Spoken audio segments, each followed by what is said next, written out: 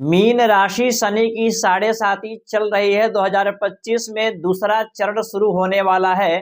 कैसा रहेगा मीन राशि वालों के लिए 2025 और शनि की साढ़े साती।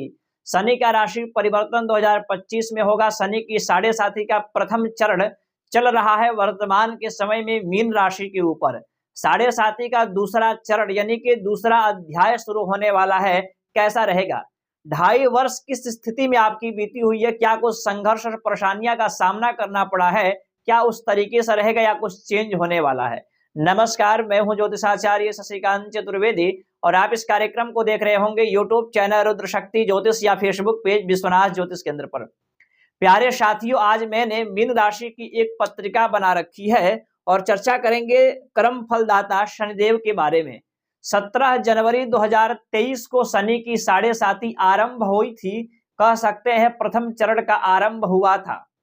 अब यहां पर 24 और 25 में 30 मार्च 2025 को शनिदेव राशि परिवर्तन करेंगे और कहीं ना कहीं आपके द्वादश से निकल करके लग्न के ऊपर आएंगे, यानी कि शनि की साढ़े साती आपके शरीर के ऊपर पड़ेगी। कैसा रहने वाला इसका प्रभाव, तो आइए चर्चा करते हैं। ऐसे तो मैंने मीन राशि का राशिफल का कार्यक्रम बनाया हुआ है 2025 कैसा रहेगा, लेकिन आप लोगों का लगातार प्रश्न था कि शनि के बारे में एक विशेष कार्यक्रम मीन राशि वालों को लेकर के आइए।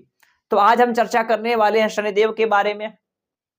पिछले 2.5 वर्षों से यहां पर देखिएगा 17 जनवरी 2025 से लेकर के 29 मार्च 17 जनवरी 2023 से लेकर के 30 मार्च 2025 तक, यानी कि 2.5 वर्ष शनि आपके द्वादश स्थान में रहे।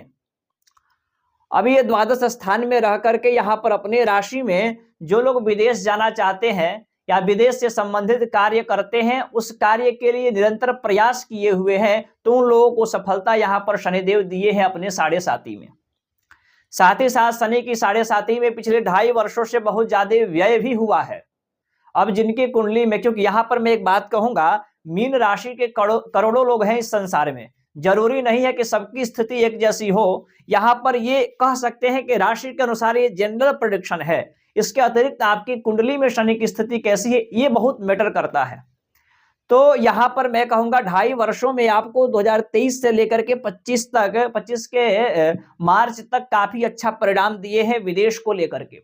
विदेश से संबंधित कंपनी में कार्य करते हैं, विदेश जाना चाहते हैं, विदेश में कार्य करते हैं, या कह सकते हैं कि मेडिकल या हॉस्पिटल से जुड़ा कोई कार्य रहा, उसमें भी आपको अच्छा रिजल्ट देखने को मिला। व्यय हुआ होगा, आपके खर्चे हुए होंगे 2025 तक मार्च के पहले पहले, क्योंकि शनि की साढ़े साती आपके द्वादश स्थान में रही। साथ ही साथ दूसरे घर पर दृष्टि थी शनिदेव की, जो कि कर्कशवाणी को बनाया, परिवार में कलह भी लाया, किसी को पैसा देते थे मिलता नहीं था, फंस जाता था, ये सारी चीजें हुई। 4, 5, 6, 7 शनि की 7वीं दृष्टि आपके रोग स्थान पर है। कहीं ना कहीं रोग ऋण शत्रु षड्यंत्र से आप बधे हुए थे। 8, 9, 10 शनि की दृष्टि आपके भाग्य स्थान पर है, पिता के स्वास्थ्य पर भी इसका आपको प्रभाव पड़ा। लेकिन अब यही शनिदेव 30 मार्च 2025 को लग्न में आ जाएंगे, यानी शरीर के ऊपर, आपके राशि के ऊपर, द्वादश से निकल करके। तो यहां पर भी विदेश में आप कार्य करते हैं पहले से, तो आपके प्रमोशन होंगे, विदेश से आपको लाभ की प्राप्ति होगी, चाहे जैसे भी लाभ की प्राप्ति हो। और शनि आपके लग्न पर चंद्रमा के ऊपर आएंगे, तो मैं एक चीज कहूंगा, आपके अंदर निगेटिविटी थोड़ा बहुत भर सकता है, आलस्य आ सकता है, मानसिक तनाव, ज्यादा सोचना, चिंताजनक स्थिति को दर्शा सकता है। उसमें आपको सावधानी बरतनी होगी, निरंतर कार्य पर फोकस डालना होगा, मन को एकाग्र करना होगा, समझ रहे हैं ना।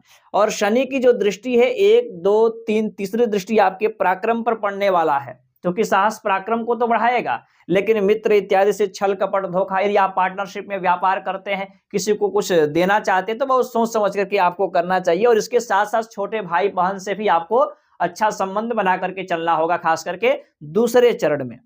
अब शनि की 7वीं दृष्टि आपके 7वें स्थान पर पड़ने वाला है।